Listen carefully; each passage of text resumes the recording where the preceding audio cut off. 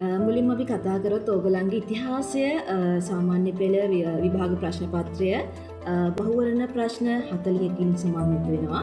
එතකොට මුල් ප්‍රශ්න පත්‍රය කියන්නේ පළවෙනි ප්‍රශ්න පත්‍රය බහුවර්ණ ප්‍රශ්න 40කින් සමන්විත වෙනවා. එතකොට දෙවෙනි කොටස, ඒ කියන්නේ දෙවෙනි ප්‍රශ්න පත්‍රය නැත්නම් අපි කිව්වොත් රචනාමය ප්‍රශ්න පත්‍රය පළවෙනි කොටස, දෙක කොටස සහ තුන කොටස කියලා කොටස් තුනකින් සමන්විත වෙනවා.